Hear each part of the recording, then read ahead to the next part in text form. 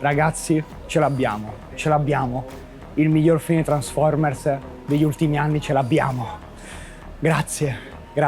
Ma ci sono dei ma, ragazzi. Bentornati su Wikos, io sono John Mira, siamo all'Hard Rock Café di Milano. Ragazzi, mi sto riprendendo qui con un break dopo questa bomba di film, una bomba di film per me e per gli spettatori magari che lo apprezzeranno, sono quelli sotto i 15 anni probabilmente. Non è una cosa brutta, ci sono tante cose belle in questo film e adesso infatti parliamo di Transformers Rise of the Beast. In Italia il film è arrivato col titolo Transformers Il risveglio, un brutto titolo che non c'entra niente proprio con il film. La pellicola, diretta da Steven Caple Jr., è uno dei migliori film della saga, secondo me, posso dirlo a mani basse. Molto meglio degli ultimi due film di Michael Bay e se la gioca un po' con Bumblebee. Ragazzi, io cercherò di essere il più oggettivo possibile in questa recensione, però come vedete Transformers, come già detto nel video, nello speciale di Wikos, sono molto attaccato ai cartoni animati, ai giocattoli, però il film, per una persona che ama il cinema e guarda tantissime pellicole, ha delle cose che sembrano vecchie e comunque è un po' fuori tempo massimo. Prima di approfondire però il mio punto di vista,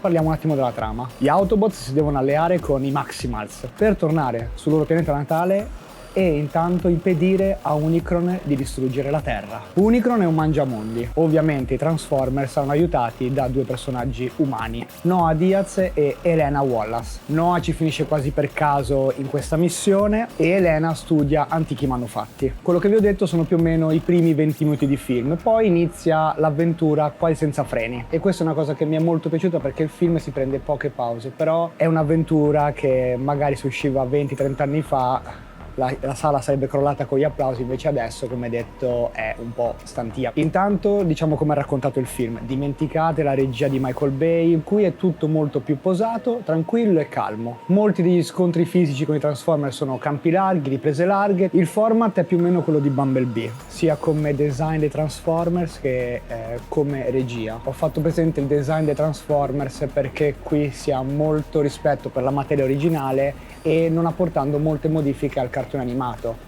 Come sono nel cartone, sono nel film. Anche le trasformazioni dei Transformers sono quasi identiche. E un sussulto quando vedi Optimus Prime che si trasforma la prima volta. Però devo restare oggettivo, ragazzi. Devo restare oggettivo, ridono, ma devo restare oggettivo. Gli effetti visivi sono molto simili a quelli di Bumblebee, ovvero molto cartooneschi. Molte scene solo con i Transformers sembra di vedere un film animato. La cosa funziona tantissimo anche con gli attori in carne ed ossa davanti alla telecamera. I Transformers sembrano che sono lì fisicamente con loro a recitare. Sono così ostinato sul lato visivo di questo film perché non posso dirgli niente, su quel lato è intoccabile. Il film ha tanta azione, tanti scontri, quando vedi il primo scontro degli Autobots con i cattivi di turno, lì pelle d'oca. E poi si arriva comunque al culmine in una battaglia finale che i fan si ricorderanno per un po' perché è proprio una battaglia stavolta. Ma qui iniziano i ma. Il film è ambientato nel 1994, ha tantissimo degli anni 90, la musica, le magliette, la ricostruzione dei luoghi e soprattutto vedere un mondo dove ancora non esisteva lo smartphone. Dico questo perché io c'ero nel 1994 e un po' gli anni 90 mi mancano. E questo film ti fa respirare quel periodo, quindi il film punta anche un po' sulla nostalgia, però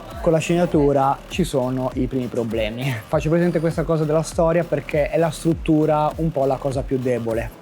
Ok, che il concept arriva da un cartone animato, dei giocattoli degli anni 80, 90, magari si vuole mettere un po' di freschezza, però forse non si è voluto esagerare nella struttura perché tutti e 7 i film di Transformers hanno la stessa struttura. L'introduzione, trovare il MacGuffin, parallelamente c'è la formazione dei personaggi sia umani che dei Transformers, la minaccia che ogni tanto si fa viva da qualche scazzottata, la curva nel terzo atto dove i cattivi stanno per vincere ma tutti uniti, la battaglia finale. E qui stavolta hanno puntato davvero tanto sulla battaglia, sono almeno 20 minuti di pellicola, bellissimo per me, per un pubblico molto giovane, però per una persona che non è fan dei Transformers magari la cosa può essere pesante. Prima di parlarvi degli attori, però voglio dirvi anche che il film si chiama Transformers e sono loro i protagonisti. A un certo punto diventano loro l'unica cosa davvero importante della pellicola. Vedrete un Optimus Prime diverso dalle altre pellicole, più tormentato, negativo, deluso e soprattutto diffidente dagli esseri umani. Bumblebee diciamo che non sarà la spalla del protagonista umano, qui è Mirage, e questa cosa mi è piaciuta perché infatti c'è un po' di freschezza.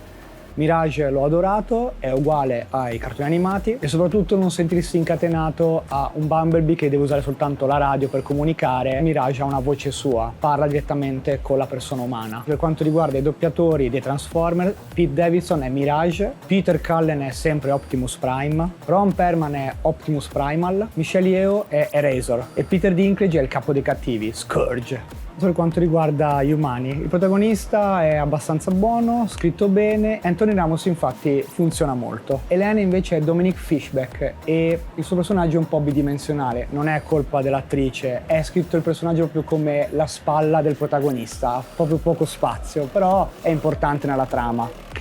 E questo inoltre è il capitolo che secondo me con la colonna sonora un po' più debole, diciamo che quelle della saga di Bale l'ho apprezzate di più, forse perché sono anche più abituato, però qui ho sentito meno potenza. E adesso è il momento del voto. Da persona che ama i Transformers, e come detto questo film verrà apprezzato secondo me soprattutto da loro, 8,5 su 10. Da persona che ama il mondo del cinema e vuole essere anche un po' oggettivo è 7,5. E comunque sono 2 passi avanti rispetto agli ultimi 2 film di Michael Bay. Ragazzi, questa era la recensione di Transformers Rise of the Beast. Io sono John Mira. Un saluto dall'Hard Rock Caffè di Milano. Seguite Wico su tutti i social. Io continuo il mio break e alla prossima.